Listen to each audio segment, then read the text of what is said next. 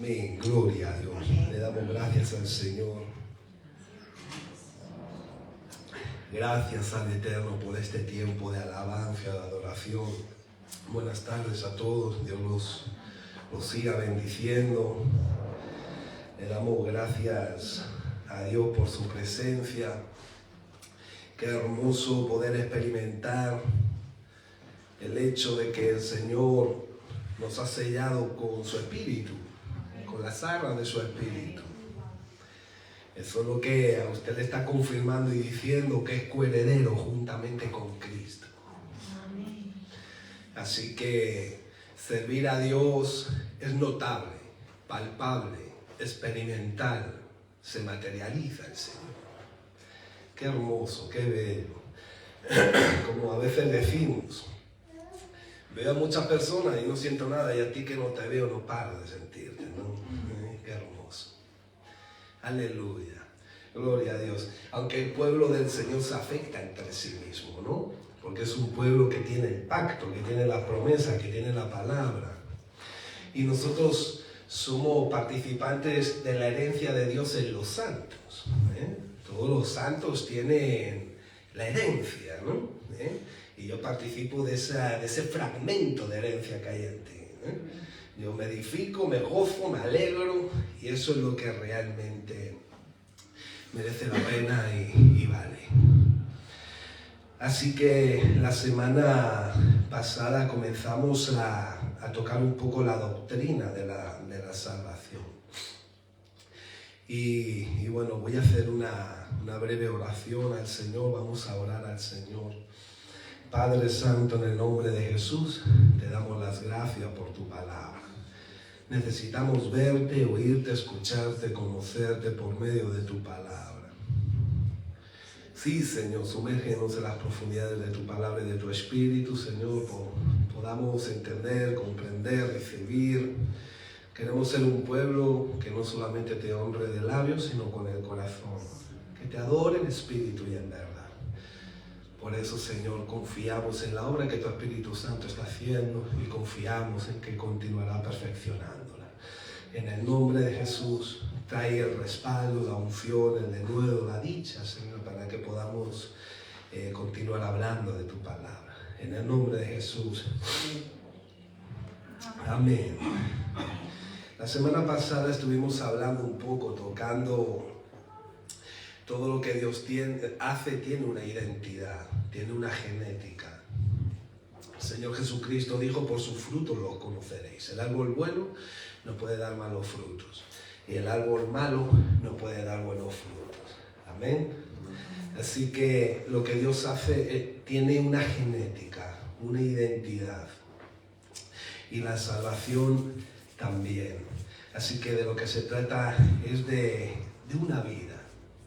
Por eso dice que nadie ha intervenido, hemos sido engendrados por Dios. Eso dice el capítulo 1 de Juan, allá por el versículo 13, que hemos sido engendrados por Dios.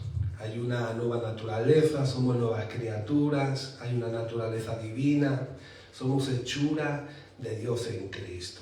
Y es muy importante poder nosotros ver en la salvación cómo quien interviene es Dios. Hay una intervención divina. Eso es muy importante y a mí realmente me da descanso, porque no depende de mí. Eso la verdad que a mí me ayuda a descansar, porque si de mí dependiera estaría ardiendo en el infierno eternamente. Así que si nosotros estamos aquí es porque estamos reaccionando al llamado de Dios, a lo que Dios está haciendo. Nosotros reaccionamos a lo que el Señor pone y el Señor hace. Así que cuando nosotros hablamos de la salvación, estamos hablando de gente que ha nacido de nuevo, gente la cual ha sido engendrada por Dios, ha recibido una nueva naturaleza, ha recibido el Espíritu Santo, gente que su nombre fue escrito en el libro de la vida antes de la fundación del mundo. O sea, eso cuando nosotros evangelizamos decimos, Señor, y escribe su nombre en el libro de la vida. Bueno, eso a veces lo decimos, pero el Señor reposó de todas sus obras al séptimo día. Así que en Apocalipsis 17, pues nosotros podemos ver a partir del versículo 8 que nuestros nombres fueron escritos en el libro de la vida antes. Así que quiero continuar viendo algunos puntos del porqué de nuestra salvación, dónde está fundamentada nuestra salvación. Por ejemplo, en Lucas 10:22, hoy vamos a ir a la Biblia, vamos a recibir biblina. Como dice un hermano, no es heroína ni cafeína, es biblina, genera adicción pero no mata la vida. Lucas, capítulo 10, versículo 22.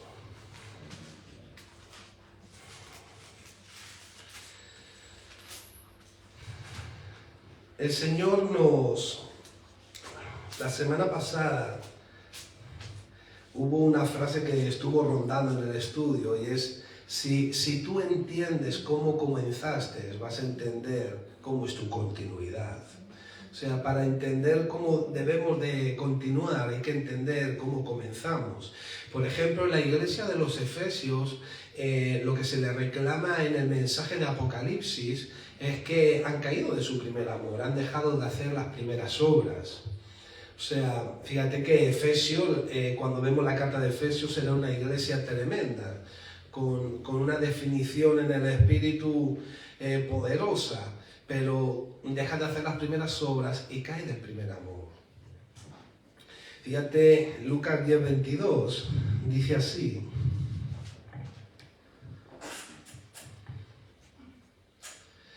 todas las cosas me fueron entregadas por mi Padre, y nadie conoce quién es el Hijo sino el Padre, ni quién es el Padre sino el Hijo, y aquel a quien el Hijo lo quiera revelar. O sea, fíjate, si tú conoces al Hijo, si tú conoces a Jesucristo, es porque el Eterno, el Padre, te lo ha revelado. Eso es lo que está diciendo el texto. O sea, y nadie va al Padre sino por el Hijo. Nosotros no vamos al Padre si Cristo no nos lleva. Por eso Él es el precursor. El velo por Él fue rasgado.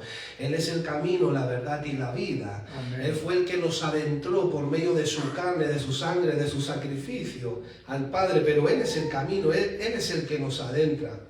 Pero ya aquí en Lucas, tú ya estás viendo que la salvación es una revelación.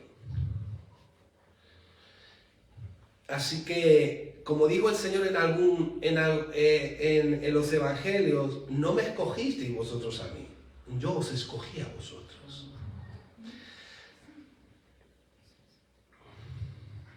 Así que cabe destacar que nosotros estábamos muertos en pecados y delitos, como dice Romanos capítulo 3. O sea, todos nosotros estábamos muertos en pecados y delitos. Un muerto no puede reaccionar a lo de Dios. Así que éramos enemigos de Dios por causa del pecado, dice Romanos 5. Así que no hay justo ni aun uno, no hay quien entienda, no hay quien busque a Dios, todos se desviaron, aún se hicieron inútiles, no hay quien haga lo bueno, no hay ni siquiera uno. Por eso a veces usted le puede hablar la Biblia en verso a alguien, pero si Dios no interviene, no va a entender. Por eso nosotros lo que necesitamos es una intervención divina. Porque puede venir alguien convencido de la verdad, pero no convertido por la verdad. Y lo que necesitamos es gente convertida por la verdad, no convencida por la verdad. Así que dice que Dios anuló el acta de los decretos que había en nuestra contra, quitándola del medio y clavándola en la cruz. ¿Quién anuló el acta de los decretos? Dice Colosenses 2:14, Dios anuló el acta de los decretos. Había un acta en el cual estaba cada obra de inmundicia, cada pecado, todo lo que había en tu contra, todo lo que te lo que te había sentenciado a muerte por una eternidad. Dios lo clava en la cruz del Calvario, despojando todo principado y toda potestad, triunfando en victoria. Ahora, yo veo la soberanía de Dios. Él es el que anula. Dios lo clava en la cruz porque lo que hace es, esto no es algo gratuito, aquí hay alguien que paga. O sea, el sufrimiento, la ira, la condena, todo lo que nosotros merecíamos por una eternidad, Cristo lo paga en el tiempo. Y ahí tú puedes ver el sufrimiento de Jesús. Porque nosotros no podemos entender realmente lo que Él padeció. Sabemos que por sus poros salían gotas de sangre, su sudor era sangre. O sea, la carga, el sufrimiento interno, ya no te hablo externo, que sufrió en el cuerpo físico, sino interno. Entonces, sobre él recayó ese acta de los decretos. Por eso lo clava en la cruz. Cada clavo, en cada mano, en los pies, cada golpe, todo recae sobre él. Así que ahora hay un pueblo que es más que vencedor. Un pueblo que ha nacido de Dios. Ahora es muy importante entender la intervención divina de Dios, porque así va a ser toda la vida del cristiano. Por eso los cristianos a veces nos frustramos, no avanzamos, porque pasa como los Gálatas, nos vamos del espíritu a la letra muy rápido, todo lo queremos intelectualizar, emocionalizar, pero necesitamos en todo una intervención divina. La palabra es eterna, mis hermanos, es divina, es espíritu y vida, pero es eterna. O sea, todo lo que Dios hace por su palabra es una intervención divina. Hay gente que tiene la Biblia, que sabe mucho más Biblia que tú y que yo, y no conocen a Dios. No saben quién es Dios. No han nacido de nuevo, pero tienen mucha Biblia encima. Arqueológicamente, científicamente, antropológicamente, en cualquier especialidad científica, pero no han nacido de nuevo.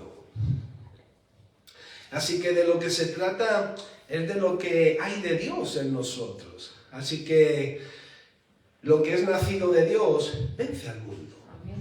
O sea, tú vas, por ejemplo, Pablo dice en Filipenses capítulo 2, a partir del versículo 10, llega un momento que dice, ocupaos en vuestra salvación con temor y temblor, ¿no?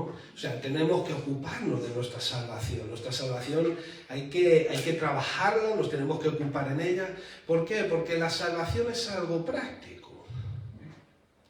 Lo que se pierde es la salvación práctica en el huerto del Edén. Estaba Adán y Eva sojuzgando, señoreando en su vida práctica, con los peces del mar, con los animales, cuidando el huerto, poniéndole nombre a todos los animales, en fin, haciendo todas esas cositas que el Señor le había mandado, y esa salvación es la que pierden. O sea, pierden la salvación en su vida práctica. Ellos dejan de tener, pudiéramos decir, el dominio de la vida que Dios había puesto en sus manos y la depositan en las manos del diablo por el pecado, la desobediencia, la rebeldía, por torcer, por dejar la palabra del Señor. Y ellos estaban salvos en el huerto del Edén, ¿no? A veces el Señor permite que entren dentro. ¿Por qué? Porque ellos no tienen ni parte ni suerte. Si nosotros estamos bien alineados, mis hermanos, si usted y yo estamos bien encendidos, bien prendidos, aquí como entra una tiniebla aquí, claro. ¿Por qué? Porque las tinieblas no prevalecerán en contra de la luz. Amén. Cuando la iglesia está bien y entra alguien que no está bien, se destaca, mis hermanos. Esto es como una canica, como un cuenco de canicas blancas y echas una negra, se ve. Así que donde Dios se glorifica es en la victoria de su pueblo. Jesús dijo, el príncipe de este mundo nada tiene en mí. Yo he visto caer como un rayo al acusador, le dijo a los discípulos. Y el Señor se goza cuando nosotros experimentamos la salvación, pero tenemos que entender la salvación. ¿Por qué? Porque si yo vivo pensando que pierdo mi salvación, voy a estar pensando en cómo puedo retenerla o salvarme.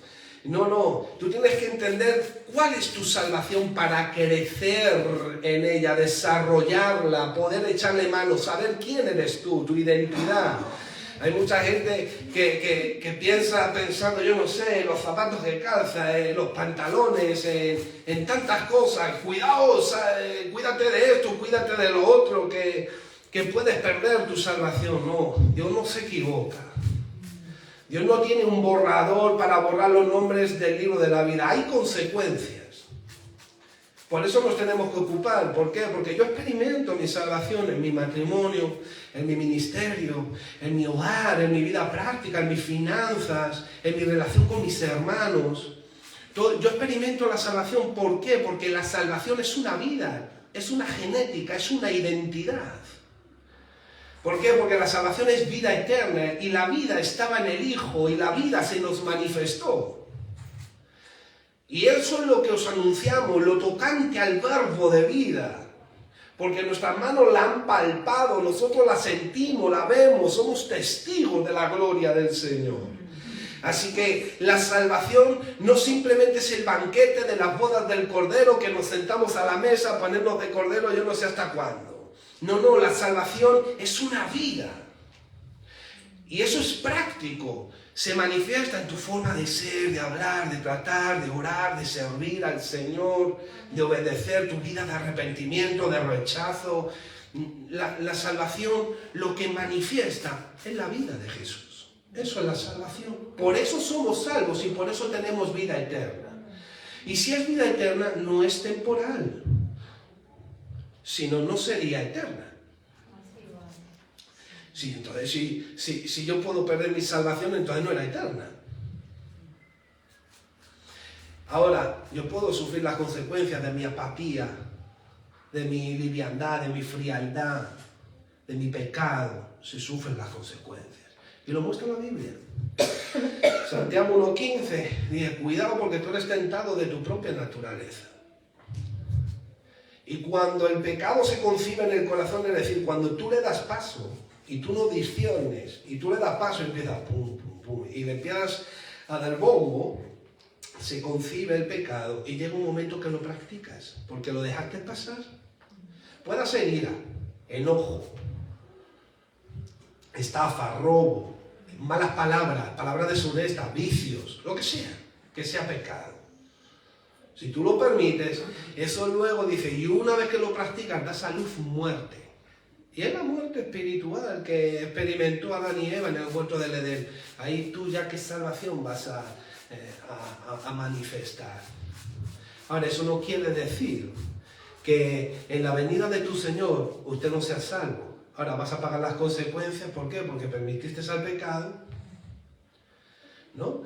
Santiago 5, a partir del versículo 19, dice, cualquiera que haga volver a un hermano del error de su camino salvará un alma. ¿De dónde? De la muerte. ¿Dónde estaba el hermano? En la muerte.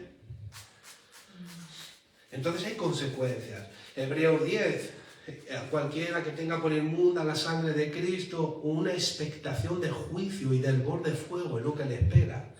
Pero en el contexto histórico de Hebreos, en una carta que estaba escrita a los hebreos, también es a la iglesia, pero la connotación de los juicios que experimentaba el pueblo de Israel en la antigüedad era tremendo. El pueblo en el desierto, mis hermanos, se abrió la tierra y fueron tragados, ¿cuánto? 10.000 hombres, 30.000, ya no recuerdo. Los juicios que vio el pueblo de Israel de parte de Dios eran tremendos. Los juicios de Sodoma y Gomorra o en el desierto, cuando los sacó de Israel. Siempre Israel ha visto los juicios de Dios. Y tenía que ver mucho con la expectación del fuego, del hervor de fuego, esos juicios. Ahora, ¿a quién está hablando? Está hablando a su pueblo. Y si está hablando a su pueblo es porque lo salvó. De aquellos que tragó la tierra, nadie dice que muchos de esos no vayan a ser salvos. ¿Por qué? Como ha leído la hermana Maribel. ¿De dónde viene nuestra salvación? El Salmo 62. Del Señor, no de nosotros. Entonces, si yo puedo perder mi salvación, también puedo ganarla. O sea, ya no se trata de la perfecta justicia de Cristo, sino yo puedo añadir justicia a mi salvación. Y Romanos capítulo 4 dice, bienaventurado el hombre al cual Dios no le inculpa de pecado y le añade justicia sin obras. Y esa es la justificación.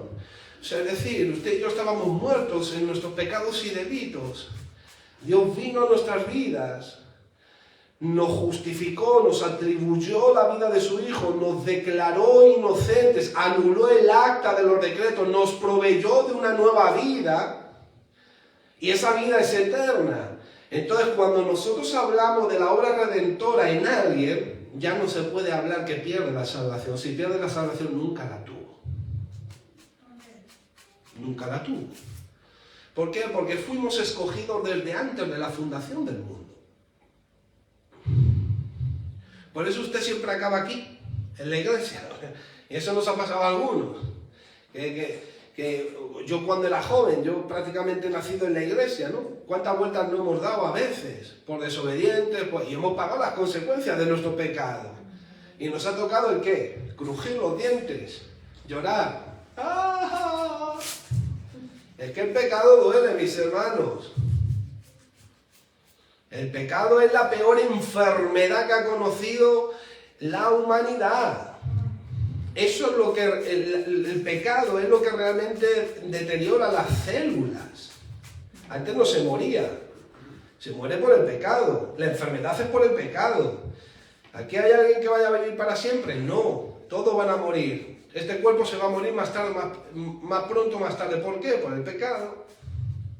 Porque antes no se moría, porque el aguijón de la muerte es el pecado, dice la Biblia. Ese es el veneno. Pero nosotros tenemos vida eterna. Sabemos que este cuerpo va a morir, pero sabemos que tenemos uno glorificado. Vamos a tener un cuerpo glorificado con el Señor. Esa es nuestra fe, esa es nuestra esperanza. No va a haber más pecado, ni más llanto, ni más enfermedad, no más arrugas, no más pata de gallo, no más yo no sé qué, ¿no? O sea, ya no va a haber, ¿vale? No va a haber curvas así como las del pastor, o sea, todo va a estar bien nivelado, bien equilibrado, o sea, va a ser un cuerpo glorificado, ¿eh? A la imagen de Cristo. ¡Aleluya! Aleluya, santo. O sea que las cosas ya no va a haber complejo, ya no va a haber, o sea, en fin. ¿Por qué? Porque el pueblo de Dios ha sido creado a la imagen de Cristo. Hemos tomado de su plenitud gracia sobre gracia. ¿Quién puede matar la vida de Cristo? Nadie, mis hermanos. Ahora hay tesoros, hay recompensas. Yo creo que no todo el mundo va a pasar la eternidad de la misma forma. ¿Por qué? Porque el Señor dijo, hagan tesoros arriba en el reino de los cielos. Todos daremos cuenta ante el tribunal de Cristo y Dios dará a cada uno de acuerdo a lo que ha hecho, de acuerdo a sus recompensas. Por eso nosotros vivimos esforzándonos, sembrando, haciendo la obra del Señor, evangelizando, dando testimonio, arrepintiéndonos, no dejando al pecado que nos dañe. Y esa es la bienaventuranza del cristiano, llegar un día cara a cara con el Señor sin que el enemigo, tu carne, tu pecado y este mundo haya matado tu vida espiritual. Pero tu vida está escondida en Cristo. O sea, es decir, hay algo que está consumado en la cruz del Calvario. Jesús dijo, consumado está, ya está pagado. Ya está. Pero de eso que está, ahora es, de lo que será. Por eso eres el que era, el que es y el que ha de venir. Hay algo que está, pero que es ahora. Y eso es lo hermoso. O sea, el celo nunca debiera de estar para amenazar. Te vas a perder, te vas al infierno. Yo no estoy interesado en eso. Yo estoy interesado en que tú sepas quién eres. En que tú sepas de qué se trata la salvación. ¿Por qué? Porque si tú entiendes cuál fue tu comienzo, entenderás tu continuidad. Porque la vida se desarrolla y tiene unas pautas como nuestra bebé, como cualquiera, va creciendo por naturaleza, se va desarrollando por naturaleza y por naturaleza va dando frutos como persona, no como ballena, ni hipopótamo, ni cocodrilo, no, como un ser humano. Y usted da fruto como árbol que es en Cristo Jesús, con una genética, con una identidad y da unos frutos. Ahora yo tengo que entender que mi salvación se tiene que desarrollar, yo me tengo que ocupar en mi salvación. Cada día yo necesito estar lleno de Dios, orar a Dios, clamar al Señor, estar en intimidad con Dios para poder afrontar mi matrimonio, mi casa, mi trabajo, mis finanzas, en medio de una sociedad, mi ministerio, la iglesia. Necesito tener el recurso, la capacidad. ¿Por qué? Porque esa salvación yo necesito trabajarla, desarrollarla, entenderla. Amén. Así que hay una nueva genética que identifica al creyente, que manifiesta la salvación en Cristo. Y una de las cosas que manifiesta, bueno, pues es la justicia del Señor. Esa misma justicia que te justifica, dice Romanos capítulo 1, versículo 17, que la justicia del Señor en el Evangelio se revela por fe y para fe. Por fe, la justicia que te justifica para fe, es para vivir como ese justo de Habacuc, ¿no? Que vive por la fe, más el justo por la fe vivirá. Así que hay unas evidencias que el Señor ha puesto sobre cada uno de nosotros. Nosotros estamos en ese pacto que le profetizó al pueblo de Israel a través del profeta Jeremías y Ezequiel. El Señor dijo en Éxodo, este pueblo no puede cumplir porque no tiene ojos para ver, oídos para oír y corazón para entender. Pero el Señor profetizó, vienen días en los que yo pondré un espíritu nuevo, un espíritu recto, una mente nueva, un corazón nuevo, y pondré mi ley sobre sus corazones, la escribiré sobre sus mentes. Y ese pueblo que profetizaba Jeremías y Ezequiel, pues somos usted y yo. Y las miles de personas y hermanos que hay en las naciones. Así que la salvación no se trata de lo que yo pueda hacer. La salvación se trata de lo que Dios me dé y de cómo yo responda, me implique, cuide, gestione de lo que Dios está haciendo y de lo que Dios me está dando. De eso se trata la salvación. Así que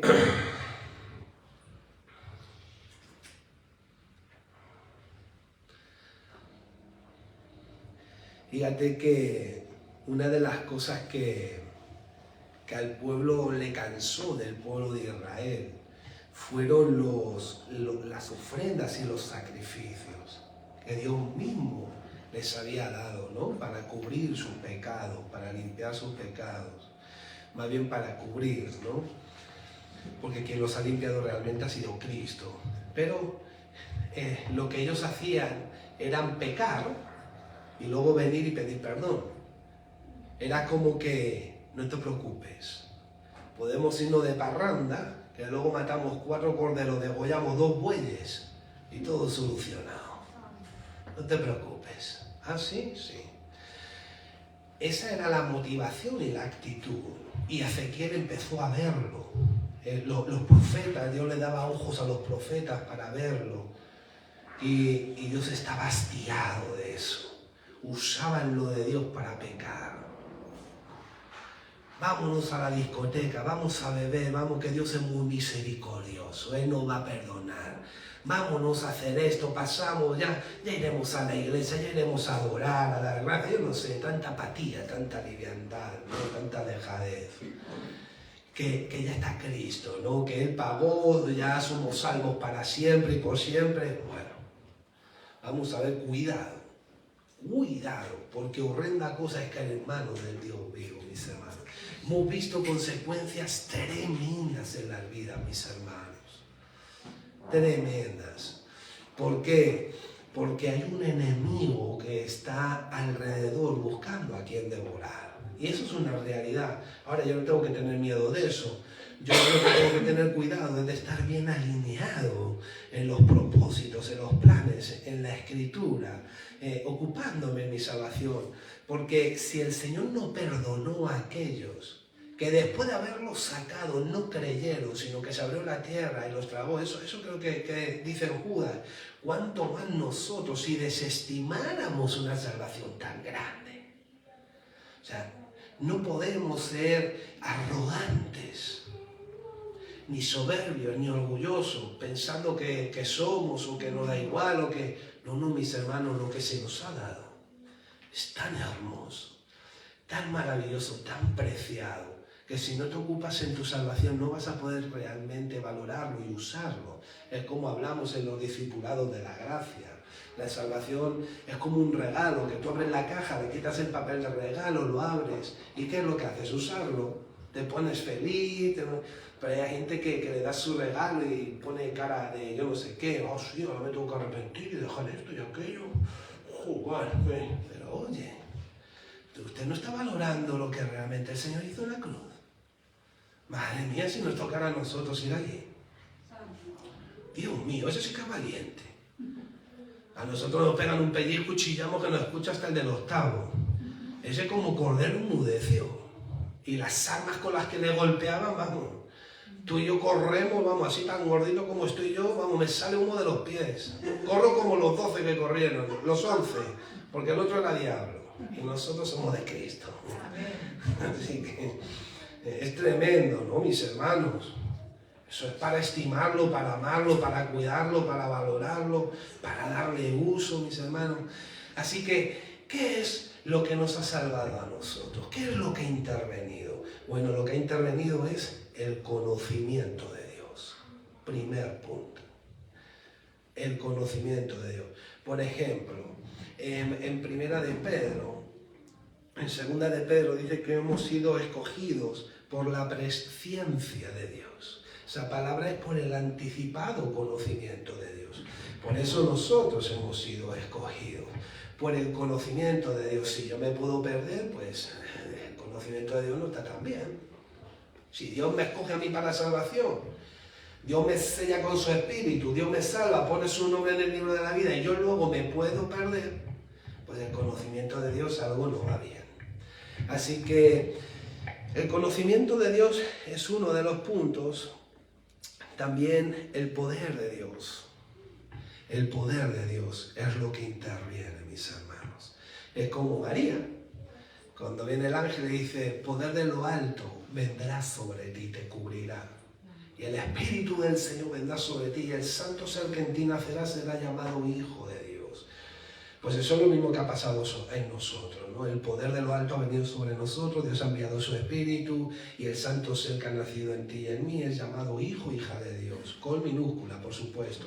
Y igual que el pecado de María no pudo dañar a Jesús, igualmente tu pecado no puede dañar esa nueva criatura, porque el Espíritu Santo lo guarda y ese es el poder del Altísimo, que tu vida está escondida en Cristo y que tienes una herencia incorruptible, incontaminable, inmarcesible, reservada en los cielos. Pero Dios de esa herencia ha rendido una medida para que la busques. Usted sabe, dice la Biblia, que Dios se esconde. Juega al escondite contigo. Dios se esconde, mis hermanos. Y es que le esconde su rostro para que lo busques. Señor, ¿dónde estás? ¿Dónde estás, Señor? Sí, para que lo llames. Y a veces lo llamo así. ¡Ah! Señor, ¿dónde estás? Invócalo, búscalo. Mis hermanos, no se conforme a lo que ha experimentado. Hay gente que ha visto la escalera de Jacob. Gente, mis hermanos, que ha tenido experiencias tremendas. Nosotros tenemos una experiencia y vivimos de esa experiencia durante 10 años, ¿sí? Porque yo me acuerdo en el año 80 y tantos que estaba orando y estaba así y de repente vi. No, mis hermanos. Tu vida es sobrenatural en Cristo, está por encima de lo natural, es espiritual. Hay que buscar, hay que estar ahí metido, Señor. ¿Dónde estás? Quiero verte, quiero experimentarte. Sí, así, mi niño, como los niños buscan de esas cosas y se ponen cabezones, ¿verdad? Dame, no, así como Jacob, ¿no? Ahí abrazado así al muslo, hasta que no me bendiga no me voy. Mira, se ha pesado de Jacob. Que no me voy, tengo que sacar la espada y le pinchan la cadera. O sea que si vemos a Claudio mañana venir así, el patrón lo busqué, pero vengo bendecido, pero tengo la cadera descoyuntada como Jacob. Pero te digo que merece la pena. Amén. Menuda bendición la de Jacob. Yo prefiero tener una cadera descoyuntada y ser bendecido como Jacob.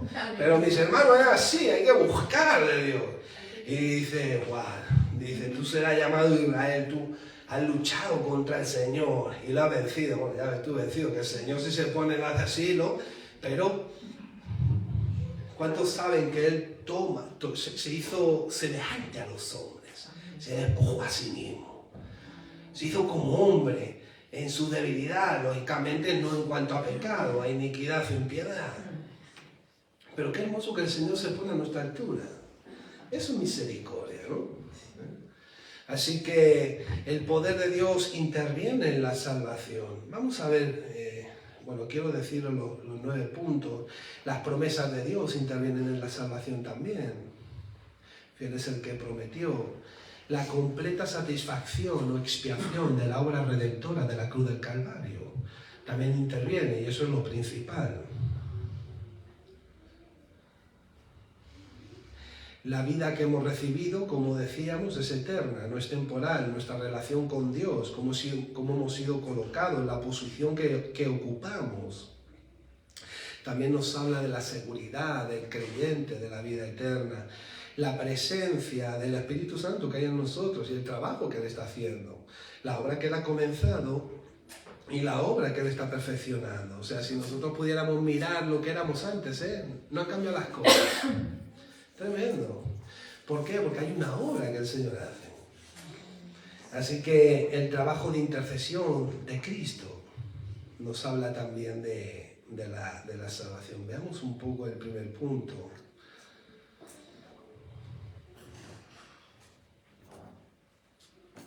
El conocimiento de Dios. Como decíamos en Efesios, podemos ir a Efesios capítulo 1.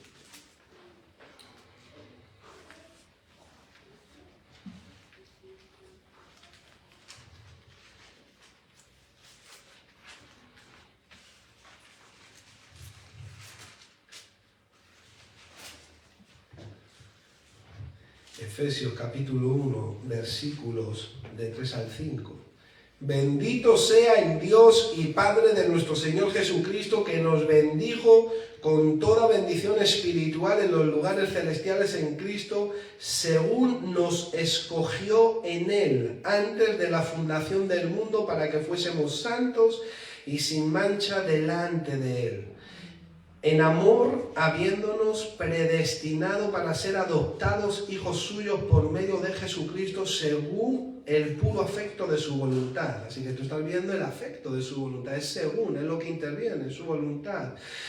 Pero también es su elección, ¿verdad? Si yo tuviera que... hay gente que dice, sí, pero somos salvos, pero dice que es en Él. Claro que es en Él. Dice, para que fuésemos santos y sin mancha. Y si tenemos una mancha y no somos santos, pues entonces nos perdemos. Y yo digo, ay, Dios mío. Tú puedes ver, por ejemplo, al apóstol Pablo en el capítulo 3 de Filipenses, allá por el versículo 9, diciendo, yo quiero ser hallado en la fe de Cristo, no en mi justicia, que son por las obras de la ley. O sea, es decir, mis hermanos, la justicia y la santidad es necesaria, pero yo pensar que puedo satisfacer la demanda de un Dios eterno, que es muy arrogante, es muy soberbio, es muy orgulloso. Que Dios tenga misericordia de mí. Si yo hoy estoy vivo aquí de pie, no es ni por mi santidad ni por mi justicia, es porque Dios ha tenido misericordia de mí. Es porque Dios me ha amado y así le ha placido, y por eso estamos aquí. O sea, es importante la justicia y sin mancha, sí, pero es que es su sangre la que nos limpia de todo pecado, es la que nos santifica, es la que nos deja sin mancha. Así que fuisteis escogidos desde antes de la fundación del mundo. ¡Wow! Estáis predestinados. Esa palabra predestinado en el griego es limitado de antemano. Por eso nos vamos al mundo, o cuando en mi caso, yo que me aparté por unos años como adolescente, y bueno, gloria a Dios que ya llevamos aquí ya unos cuantos años, por lo menos 13 ya de nuestro regreso, pero uno no encuentra su sitio en el mundo, no lo encuentra. Dice, ¿yo qué pasa aquí? ¿Seré cobarde? ¿Qué pasa aquí? El temor del Señor, ¿cuántas veces nos ha guardado de no cruzar líneas? cuando estábamos sin el Señor, sin saberlo. No cruzamos líneas porque el temor del Señor nos guardó. Y yo pensé por entonces, qué cobarde soy. ¿Por qué? Porque el enemigo te desafía a pecar, te incita, te provoca, te estimula, te excita para que peques. Pero el asunto es que tú fuiste creado, limitado de antemano, predestinado. Esa palabra lo que nos enseña es que fuimos limitados para llevar la imagen de su Hijo, para ser creados a la imagen de su Hijo. Por eso dice Romanos capítulo 8, versículo 28, dice: a los que conoció, predestinó, llamó, justificó y glorificó. Conoció, predestinó, llamó, justificó y glorificó. La cadena no puede ser rota. A los que conoció, predestinó, llamó, justificó y glorificó, para que fuéramos creados a la imagen de su Hijo. O sea, esa predestinación es que estamos limitados para otras cosas que no sea llevar la imagen de Cristo. Amén. Qué maravilloso esto, ¿no? Es normal que el Señor me ha limitado. Ahora comprendo mis limitaciones. Por eso luego usted viene y le pasa como a Pedro y toda esta gente, ¿no? Esto que no... oye, ¿y esto? ¿De dónde tienen esto de estas palabras? Este chaval no sabía ni leer, este chaval no sabía ni hablar, y ahora mírale ahí. Gloria a Dios. Fíjate, pero este no es el hijo del carpintero, este hombrecito. Fíjate, el Hijo de Dios. Fíjate cómo lo veían. Y así pasa con el pueblo de Dios, que llega el Señor y te revela y te dice: no, si es que tú no tuviste éxito en el mundo, porque yo te llamé para tener éxito en el cielo, en el reino de los cielos. Y ahora yo te voy a enseñar dónde te voy a llevar. Ahora yo te voy a romper los parámetros, todo lo que te ha tenido frenado y obstaculizado, yo te voy a decir hasta dónde yo te voy a llevar. Porque mis propósitos son de bien para ti. Así que eso es lo hermoso. Y, por ejemplo, en 2 de Tesalonicenses 2:13, Pablo daba gracias a Dios por los tesalonicenses de que Dios los hubiera escogido desde el principio de la salvación. Fíjense, 2 de Tesalonicenses. Venga, hoy vamos a ensayar en búsqueda.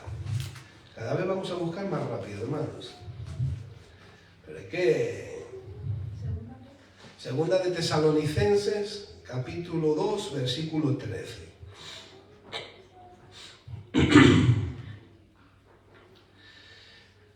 Pero nosotros debemos dar siempre gracias a Dios respecto a vosotros, hermanos amados por el Señor, de que Dios os haya escogido desde el principio para salvación mediante la santificación por el Espíritu y la fe en la verdad. Fíjense, mis hermanos, cómo el apóstol Pablo daba gracias por la iglesia de los tesalonicenses, porque Dios los había escogido. Así que podemos notar cómo hay una intervención divina. Por ejemplo, en 2 de Timoteo 1:9, Pablo le viene diciendo a Timoteo, vamos si quieren a 2 de Timoteo, que está un pelín más adelante de lo que hemos leído, en 2 de Timoteo 1:9.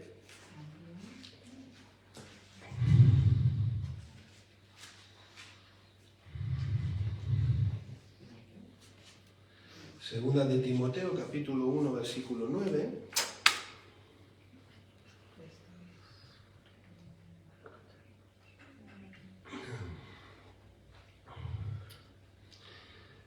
Vamos a leer desde el 8, por favor. Por tanto, no te avergüences de dar testimonio de nuestro Señor, ni de mí, preso suyo, sino participa de las aflicciones por el Evangelio según el poder de Dios, quien nos salvó y llamó con llamamiento santo, no conforme a nuestras obras, sino según el propósito suyo y la gracia que nos fue dada en Cristo Jesús antes de los tiempos de los siglos. Aleluya. Tremendo pasaje. Aleluya, mis hermanos. Gloria al Señor. Así que, dime tú, si Dios te elige,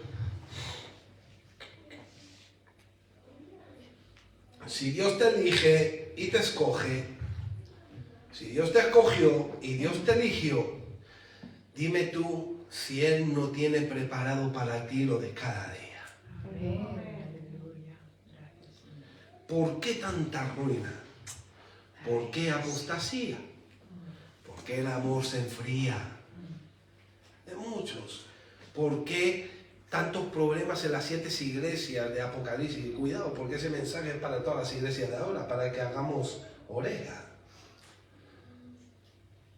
O sea, ¿por qué tanto? Si Él fue el que nos escogió, y ahora dice en Efesios 2, capítulo 2, versículo 10, y Él preparó de antemano las obras para que anduviéramos en ellas.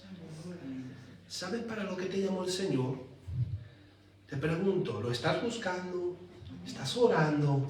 ¿Estás metido? Sigue buscando. No desmayes, porque Dios te lo va a revelar, Dios te lo va a decir, porque eres el primer interesado. ¿Sabes la de cosas que siempre han estado tratando de parar?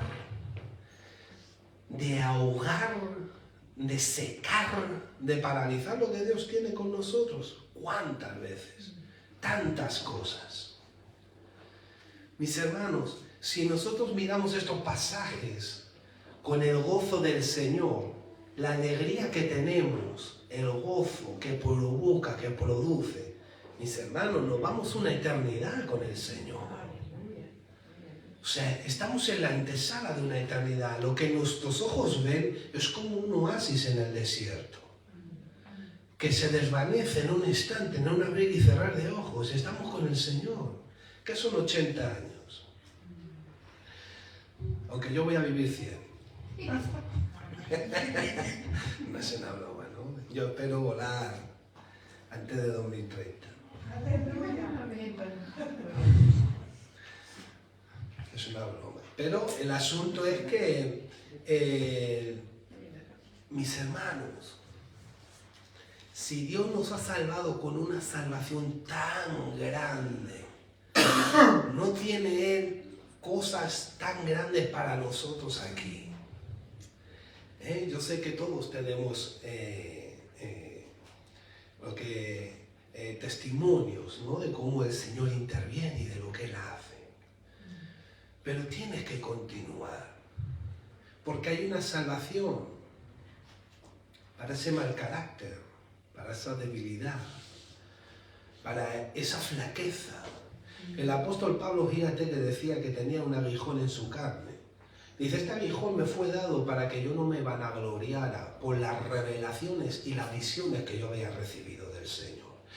Y ese aguijón era un demonio que venía, un enviado del mismo infierno y lo golpeaba.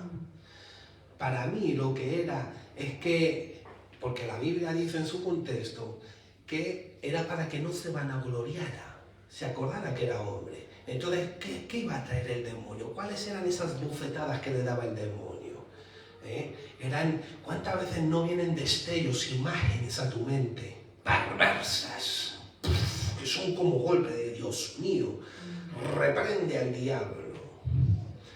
Y empezamos a atar y a pegar y a golpear, son como golpes, hay pensamientos que son como golpes. Si tú amas a Dios, si tú estás buscando de Dios, a ti el pecado te aflige y tú lo aborreces y viene un mal pensamiento, esos pensamientos carnales son como golpes.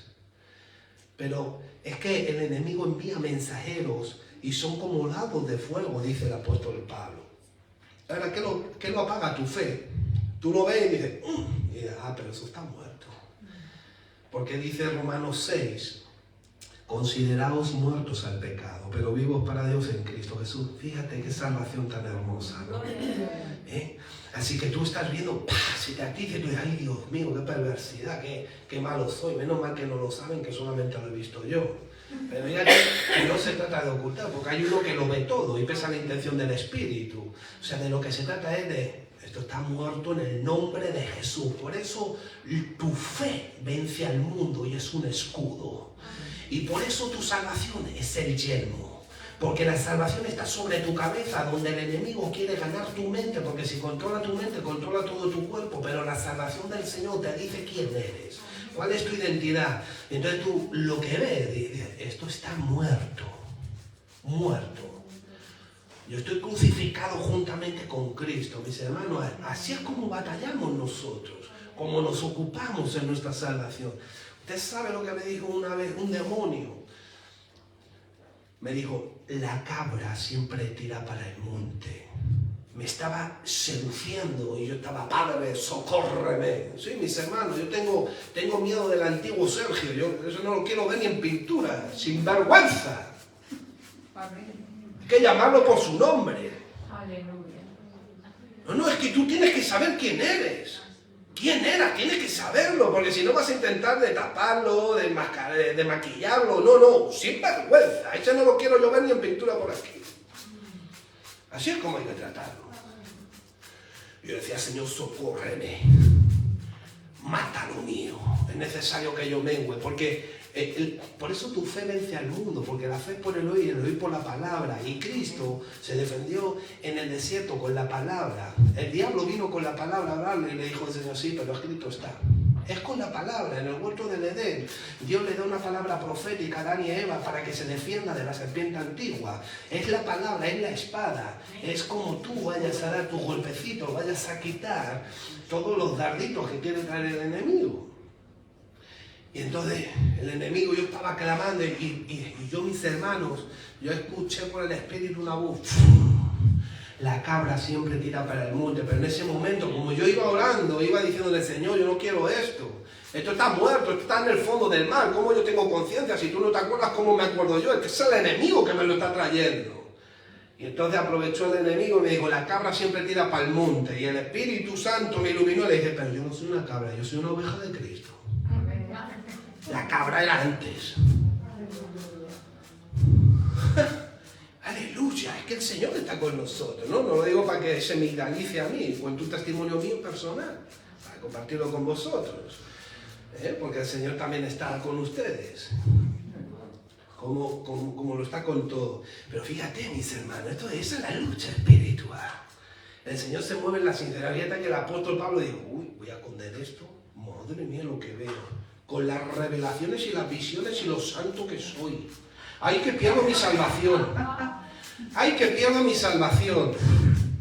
No voy a contar esto, no es que lo cuente, es que lo escribe. Y se lo cuenta a generaciones. Un hombre del calado de Pablo, casi nada. Fíjate. Y él dice, ¡ay, que me librará de este cuerpo de muerte! Pero un capítulo después dice, la ley del Espíritu me ha librado de la ley del pecado y de la muerte. Estoy contento. Hace un rato estaba llorando y ahora cuando experimenta el poder del Espíritu está pegando saltos de gozo. Porque la salvación se experimenta en las debilidades de tu cuerpo. A los ojos de la ley hay muerte, pero a los ojos de la gracia hay vida y recurso. ¡Aleluya! Santo es el Señor. Así que es la elección del Señor lo que a nosotros nos ha salvado. Bueno, pues vamos a dejarlo aquí, si os parece bien. Le damos gracias al Señor por este tiempo. Vamos a ponernos por un momento de pie y vamos a orar al Señor. Padre Santo, te damos las gracias porque la salvación ha venido a nuestro hogar. Como dijo aquel discípulo, la salvación del Señor ha venido a nuestro hogar, ha venido a nuestra casa. Si algo hemos robado, lo devolvemos duplicado, cuatriplicado. Porque no hay nada que tenga tanto valor como la salvación del Señor.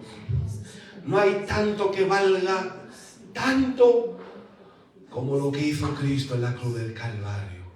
Nadie nos ha amado tanto como nos ha amado el Padre. En esto conocéis el amor de Dios, en que Él no escatimó la vida de su Hijo. Oh Santo, oh gracias Señor.